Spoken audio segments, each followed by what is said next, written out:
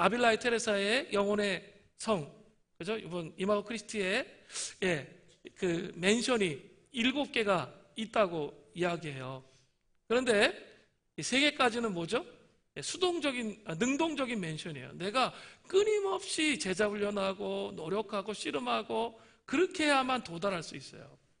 그런데 4, 5, 6, 7은 수동적 맨션이에요.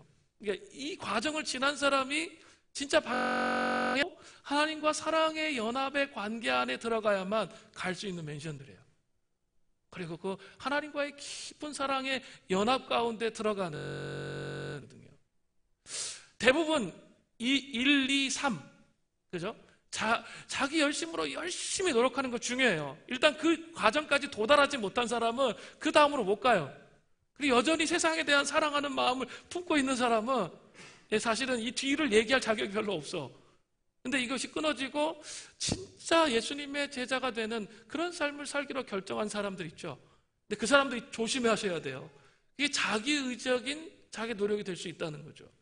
거기에서 그 다음 단계로 나가야 된다는 거죠. 그거는 이제 수동적인 방식으로 나간다는 거예요. 하나님이 우리를 찾아오셔야 갈 수 있어요. 하나님이 우리를 찾아오셔서 이렇게 내가 열매 맺어가지고 내가 사람들 앞에 막 열매 맺힌 삶이 있는 거예요. 하나님이 일하는데 막 열매를 막 맺히는 거예요. 근데 우리 마음속에 또 악한 마음이 있잖아요. 어떤 마음? 내가 한 것처럼 하는 이런 마음들 있죠? 이런 마음들이 다 깨지면서 가는 거예요. 이런 마음이 다 깨져야만 갈 수 있어요. 그리고 정말 중요한 것은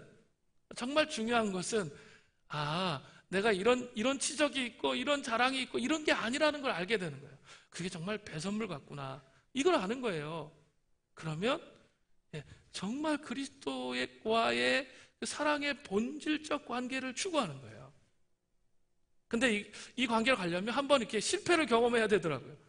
아니 실패? 아니면 철저히 하나님 앞에 버려진 상태 같은 느낌이 들어야 가더라고요. 저도 이렇게 신대원 가서 제가 이제 간사할 때 학생들과 제가 광성교회에서 데리고 있는 학생들 인원을 이렇게 합쳐 보니까 한 1,500명 정도가 됐어요. 정말 잘 나갔죠. 그러니까 뭐 저는 사역도 잘하고 막 그러니까 있죠. 전 대단한 사람인 줄 알았는데 하나님께서 그 다음 어느 시점에 딱 가니까 그 다음에 어떻게 하시냐면 이제 개척하게 하셔서 맨날 아내와 그냥 매일 그냥 이렇게 같이 있게 하시면서 아무것도 아닌 그런 사람을 하나님 쫙 낮추시는 거예요. 그때 되게 힘들어요. 내가 이런 게 아무것도 아니라는 사실을 아는 게 되게 힘들어요.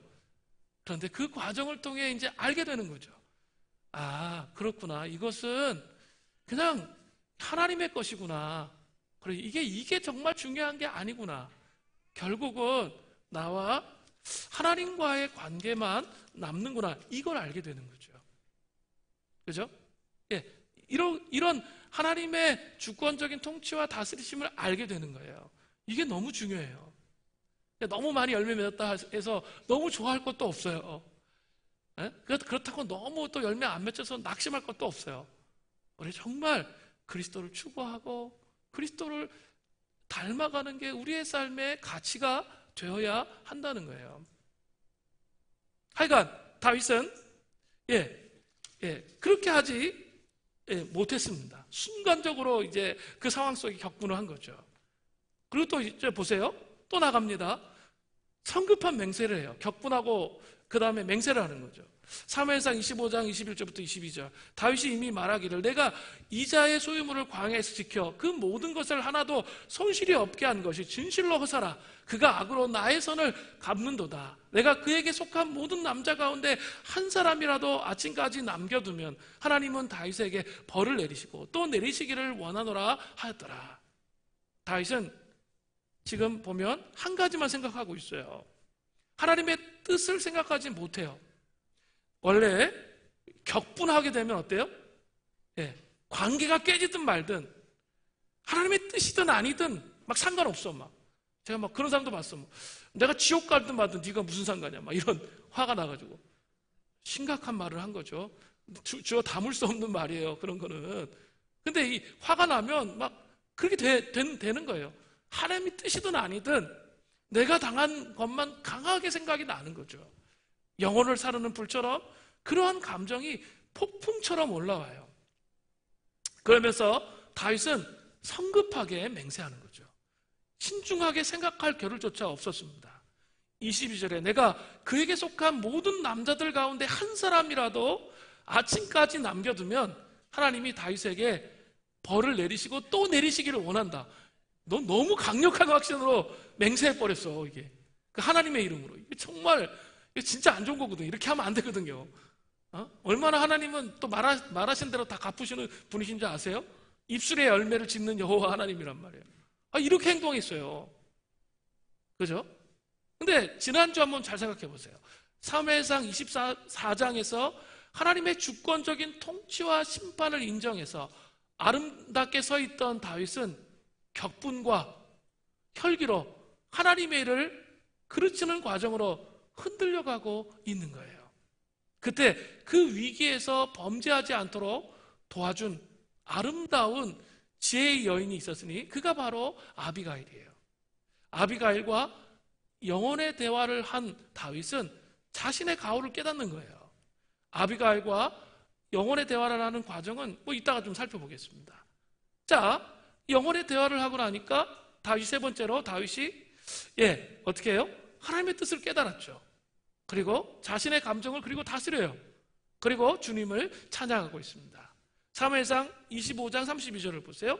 다윗이 아비가일에게 이르되 오늘 너를 보내어 나를 영접하게 하신 이스라엘 하나님 여호와를 찬송할지로다. 하나님은 믿음의 사람들이 위기를 겪고 있을 때 믿음의 사람들과의 영혼의 대화를 통해서 말씀하세요. 우리의 길을 아주 크게 열어야 됩니다. 가정 속으로 믿고 잘하셔야 돼요. 그게 있죠. 헐겁고 아무것도 아닌 것처럼 보이고 무의미한 생각이 드실 때가 많이 있을 거예요.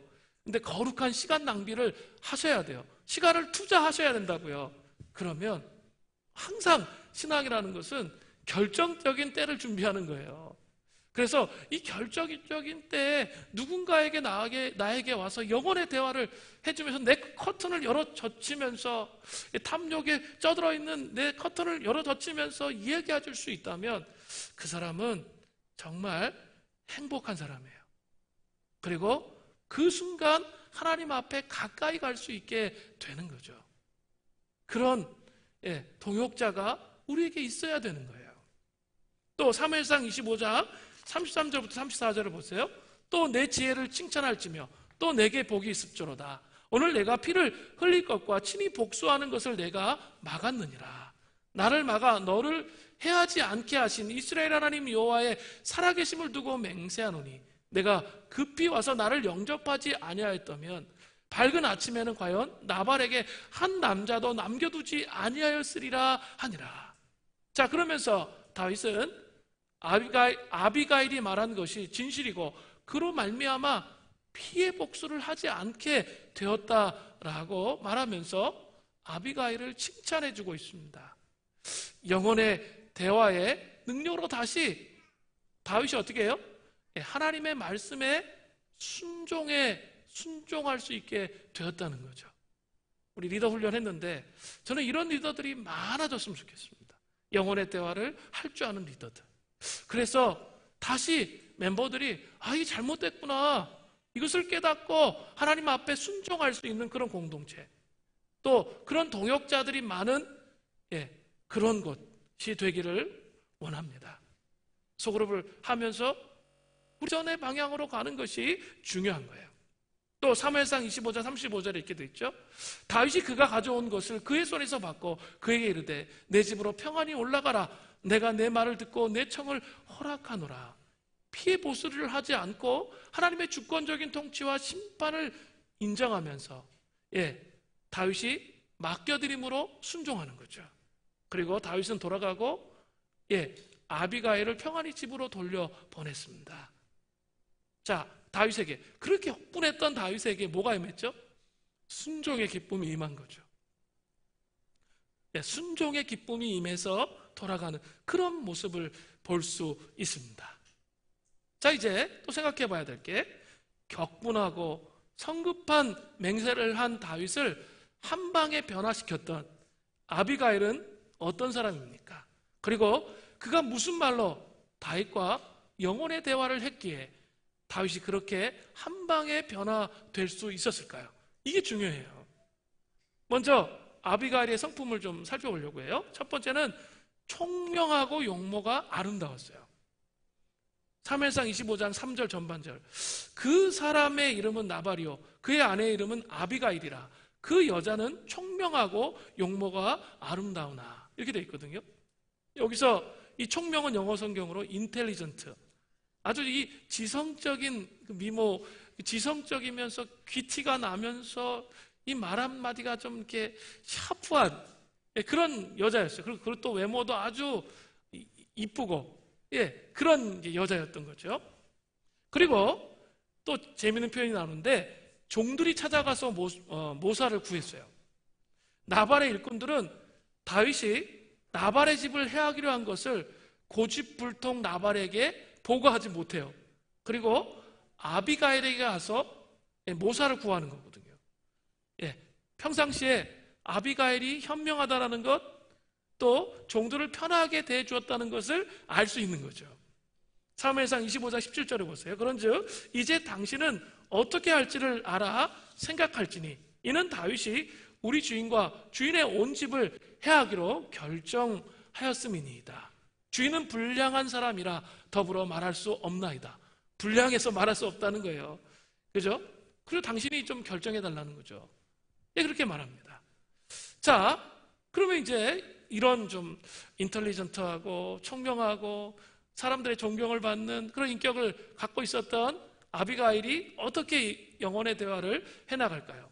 크게 간단한데요. 한 5가지 정도의 패턴으로 영혼의 대화를 하는 거예요. 첫 번째는 예물을 준비해요. 영혼의 대화의 여건을 조성하는 거죠. 사무엘상 25장 18절부터 20절을 보세요. 아비가일이 급히 떡 200덩이와 포도주 2가죽 부대와 잡아서 요리한 양 5과 볶은 곡식 5세와 건포도 100송이와 무화과 뭉치 200개를 가져다가 나귀들에게 싣고 소년들에게 이르되 나를 앞서가라. 나는 너희 뒤에 가리라 하고 그의 남편 나발에게는 말하지 아니하리라. 아비가일이 나귀를 타고 산 호젓한 곳을 따라 내려가더니 다윗과 그의 사람들이 자기에게 마주 내려오는 것을 만나니라. 나발이 식량을 주기를 거절했던 것에 반대하여 아비가일은 식량으로 예물을 준비해서 어떻게 해요? 다윗을 찾아가는 거죠. 근데 참 재밌어요. 다윗을 찾아가는 게 완전 화가 머리 끝까지 났잖아요. 그런데 그 사람 막 그냥 직접 만나면 그냥 말도 하기 전에 막 죽을 수 있잖아요. 그러니까 어떻게 해요? 먼저 종들을 보내는 거죠. 그래서 이렇게 화를 좀 누그러뜨려요. 그 다음에 이제 예물을 가져가는 거죠. 그리고 이제 자기가 하는 거죠. 참 이렇게 아주 전략적이면서 어때요? 아주 지혜로운 그런 모습을 볼 수 있어요. 그러나 화가 난 사람하고 대화하는 거 쉬워요, 어려워요? 이성을 잃은 사람 대화하기가 어려워요. 그리고 내가 내상을 받을 수 있는 어려움이 있어요. 그죠? 그러니까 그런 사람과 대화하려면 뭐가 필요하죠? 용기가 필요한 거죠. 그 아비가일에게는 그런 용기가 있었던 거죠. 그러면서 그 대화의 여건을 아주 지혜롭게 만드는 거예요. 그러니까 우리 속으로 말해서 영혼의 대화를 풀어가기 위해서 이러한 여건을 조성해 나가는 게 필요할까요? 필요하지 않을까요? 필요합니다. 그래서 우리가 깊이 있게 서로 아는 시간을 갖는 것이 필요해요. 그래서 일주일에 한 번 만나면 이렇게 깊이 있게 알까요? 알지 못할까요? 못합니다. 한번 같이 밤을 새봐야 돼. 같이 자면서 대화를 해봐야 돼요. 그러면 이 사람이 이런 사람이었구나 이거 알 수 있죠. 그래서 우리가 같이 어떻게 하죠? 소그룹별로 이렇게 놀러 가기도 하고 그런데 적극 참여하세요. 그래서 자기가 어떤 사람인지 노출시키세요. 그래야 영혼의 대화를 할 수 있는 조건이 이렇게 조성되는 거예요. 그게 아니야. 알다가도 몰라. 저 사람의 속사람 꿍꿍이를 알다가도 몰라. 막 이러면 안 된다는 거예요. 그러면 도움을 받을 수가 없어요. 그죠? 이렇게 자기의 연약함도 알고 부족함도 알고 그렇지만 정말 사랑하기 때문에 말해줄 수 있는 관계를 만드는 게 중요한 거죠. 나발은 어떻게 했어요? 다윗을 무시하고 거절했어요. 그죠? 이것이 자아의 대화죠. 그러니까 어떻게 돼요? 그러면 우리가 상처를 받는 거죠. 다윗이 상처받는 것처럼. 그러나 아비가일은 다윗의 존재를 받아들이는 거죠. 함께 있는 거죠. 그 시간 낭비가 아니에요. 같이 노는 게 시간 낭비가 아닙니다. 절대 시간 낭비가 아닙니다. 여러분이 결정적인 어려움의 시간에 이 거룩한 시간 낭비를 통해 여러분이 건짐을 받는 그런 역사가 있을 거예요. 그래서 공동체 생활한다는 것은 시간을 낭비해야 돼요. 그죠? 효율만 가지고 공동체 생활하면 절대로 그 공동체 생활 할 수가 없어요. 그래서 그 효율의 그 생각을 버리고 시간을 낭비하면서 함께 친해지는 그런 마음을 가지시는 은혜가 있기를 바랍니다. 그래서 이렇게 사람이 이해되면 존재로 받아들이고자 하는 그 마음이 생겨요. 하나님의 사람이라면, 적어도 하나님의 사람이라면 존재로 저 사람을 받아들이고 싶은 그 마음이 들 수밖에 없어요. 하나님 사람이 아니면 그런 마음이 안 들죠. 완고하게 더 마음을 닫을 거예요. 그러나 같이 생활하다 보면 이제 알게 돼. 저 사람이 왜 저렇게 행동하는지. 그런 게 이해되면 있죠. 불쌍한 마음이 들어요. 그리고 그 사람을 마음에 품을 수 있게 되는 거죠. 자, 이런 영혼의 대화에 여건을 조성하는 게 필요한 거예요. 두 번째로, 겸손히 자신의 실수를 인정하고 변론하는 거예요. 사무엘상 25장 23절부터 25절을 보세요. 아비가일은 다윗을 보고 급히 나귀에서 내려 다윗 앞에 엎드려 그의 얼굴을 땅에 대니라. 그가 다윗의 발에 엎드려 이르되 내 주여 원하건대 이 죄악을 나 곧 내게로 돌리시고 여종에게 주의 귀에 말하게 하시고 이 여종의 말을 들으소서. 원하옵나니 내 주는 이 불량한 사람 나발을 개의치 마옵소서. 그의 이름이 그에게 적당하니 그의 이름은 나발이라. 그는 미련한 자니이다. 여종은 내 주에 보내신 소년들을 보지 못하였나이다. 자, 보세요. 아비가일은 겸손하게 다윗을 보고 나귀에서 내려 그의 발 앞에 엎드려 절하면서 말하고 있어요. 가장 먼저 한 일이 뭘까요? 자기 자신에 대해서 막 이렇게밖에 할 수 없었던 막 구구한 변명을 했습니까? 아니에요. 먼저는 정직하게 자신의 잘못을 인정해요. 24절 전반절에 내 주여 원하건대 이 죄악을 나 곧 내게로 돌리시고. 근데 이게 아비가일의 죄예요? 누구의 죄죠? 나발의 죄잖아요. 근데 아비가일은 그 공동체에 속해 있잖아요. 아비가일은 그 공동체에 속해 있는 그걸 어떻게 얘기하는 거예요? 자기의 죄라고 말하고 있는 거예요. 먼저 이게 참 겸손하고 있죠. 하나님의 그 마음을 품고 있지 않으면 이런 마음 갖기 불가능해요. 근데 그 하나님의 마음을 품고 있는 거예요. 공동체의 죄악이 자기의 죄악이라고 여기면서 먼저 변명하지 않아요. 그 죄를 인정하는 거예요. 몇 년 전에 우리 후배 사역자들이 있었어요. 그런데 얼마나 심각하게 싸우든지 제 귀에 막 들려왔는데 그래도 끝까지 안 찾아오다가 도무지 둘이서 이제 견딜 수가 없어서 저를 찾아오는 거예요. 찾아왔는데 감정의 골이 너무 깊은 거예요. 그래서 보이는 게 없어. 그러니까 다 남 탓하는 거예요. 너 때문에 이렇게 됐고, 그리고 뭐 공동체 깨는 거 뭐 상관없어. 사역자인데도 자기 어려움만 계속 얘기하는 거예요. 그래서 제가 딱 한마디 아주 따끔하게 둘 다 야단을 쳤죠. 공동체를 정말 살리고 싶냐? 그러면 네가 잘못한 게 뭔지를 얘기해 보라고. 정말 공동체를 살리고 싶냐? 이렇게 하는 태도는 하나님의 영광스러운 주님의 몸된 공동체를 너가 깨뜨리는 거야. 그 죄가가 얼마나 무서운 건지 알아? 제가 얘기했어요. 그 죄가가 얼마나 무서운 건지 알아? 그거 아셔야 돼요. 그렇게 해놓고 내가 잘못한 게 뭔지를 살피라고. 그래야 대화가 되는 거예요. 아비가일은 그런 식으로 대화를 풀고 있어요. 영혼의 대화를 하기 위해서.